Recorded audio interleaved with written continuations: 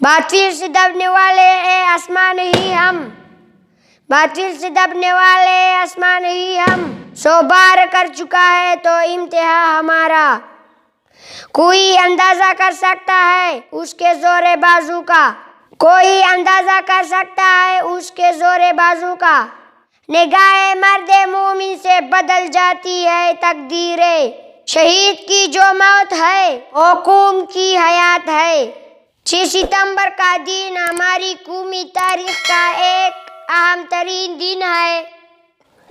6 सितंबर का दिन हमें हमारी अफवाज की लाजवाब कुर्बानियों की याद दिलाता है। आज हम जिस आज़ाद फिजा में सांस ले रहे हैं, इसका सेहरा बिलाशुबा हमारी बहादुर अफवाज ही को जाता है। 6 सितंबर 1965 की सुबह भारत अचानक पाकिस्तान पर हमला आवर हुआ। इसका इरादा था कि सुबह का नाश्ता लाहौर के जमखाना में करेगा। मुसलमानों के हाथों बाहर रहा।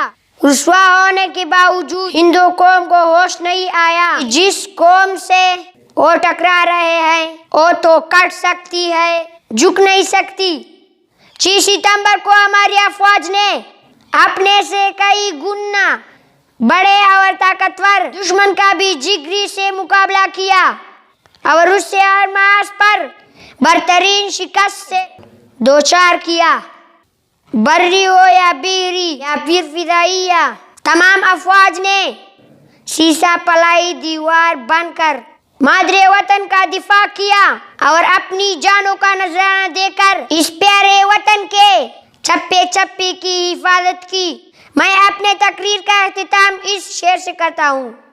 कातिल मेरा निशान मिटाने पे है बजिद, कातिल मेरा निशान मिटाने पे है बजिद, मैं भी सीना की नोक पे सर छोड़ जाऊंगा। लश्कर करेंगे मेरी दलीरी पे तबसरे, मर कर भी जिंदगी की खबर छोड़ जाऊंगा। पाकिस्तान जिंदाबाद, पाकिस्तान जिंदाबाद।